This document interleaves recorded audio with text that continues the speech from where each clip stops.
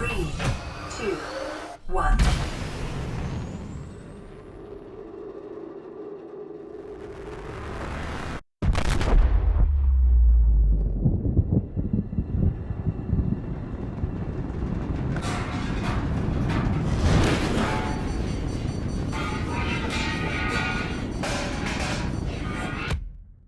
Hi, I'm Rob Cram, and today we're taking a look at Unknown World's expansive water-based fantasy survival game, Subnautica, which is available now on PC and Xbox One preview program.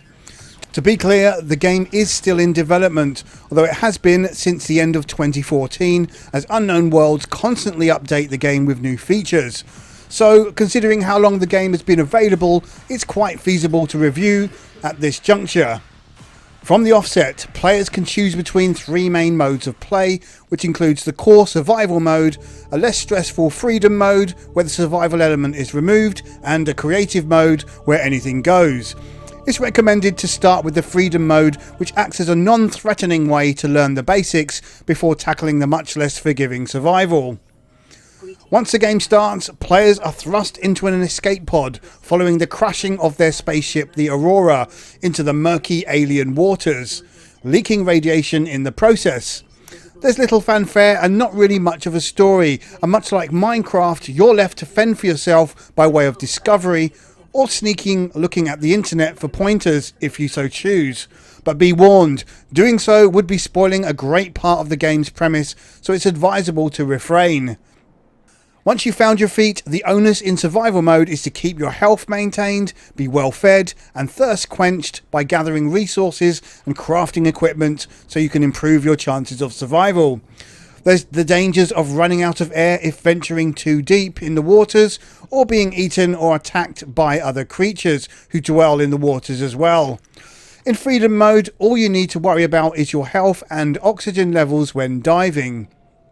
In the starting escape pod, there's a handy fabricator machine which enables you to craft new items, showing you what resources are required, leaving you the choice to explore and pillage as you see fit. There's a list of useful items needed to make new gear, and with your PDA device you can also view what blueprints you have and what's needed to create each item.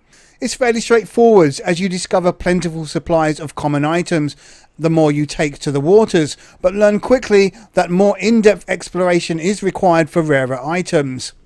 Sadly, the lack of real explanation of what you're supposed to do leaves the experience a bit daunting for newcomers. So whilst the game is in its preview stage, there's hope a fleshed out tutorial is included for the final release. At present, it's not clear you need to scan crates to gather more desirable blueprints, which in turn enables you to craft the more exciting gear, such as an underwater submersible and even offensive weapons.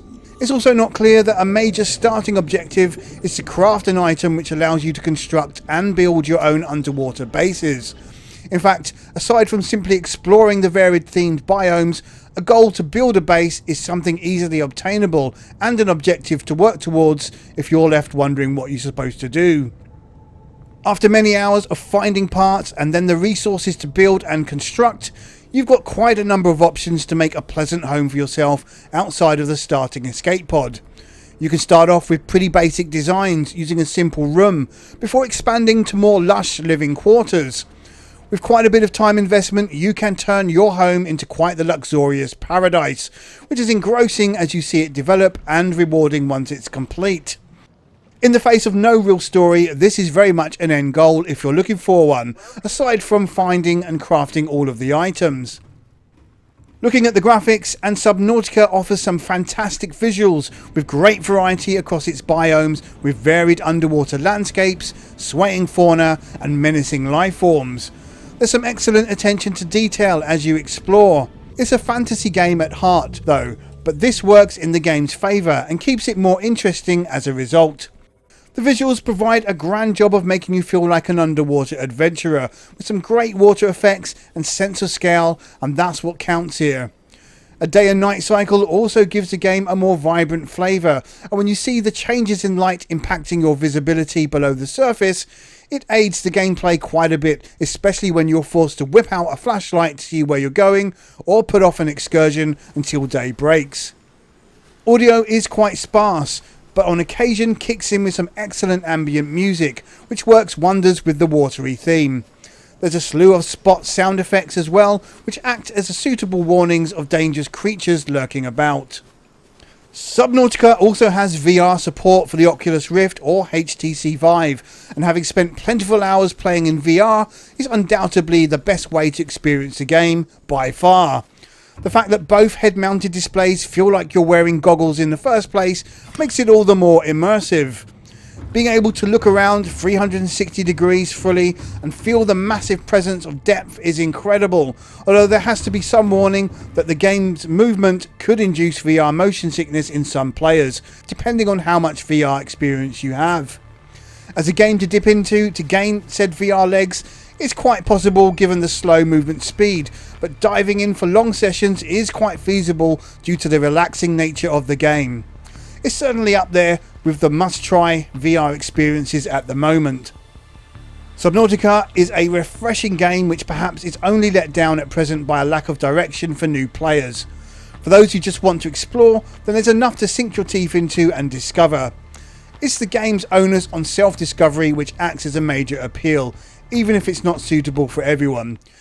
You can plough plentiful hours into this game if you understand what's required of you to make progression, but if you're left simply swimming about with the fishes, then your playtime will feel restricted as a result, and perhaps it's then an online guide might be useful to look at.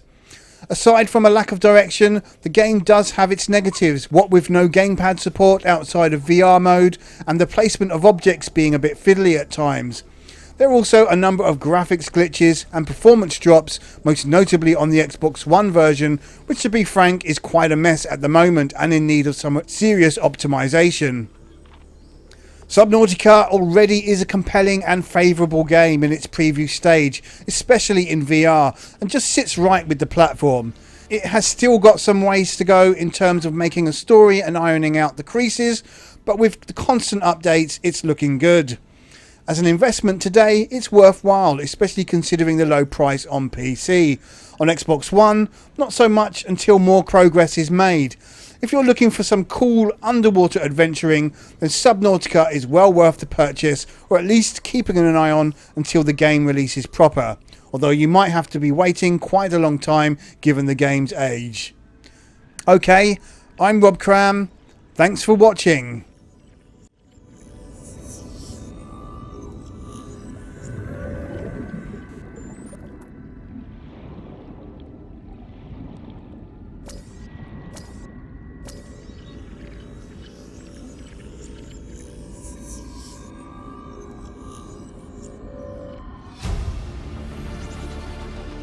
New blueprint acquired. New blueprint acquired.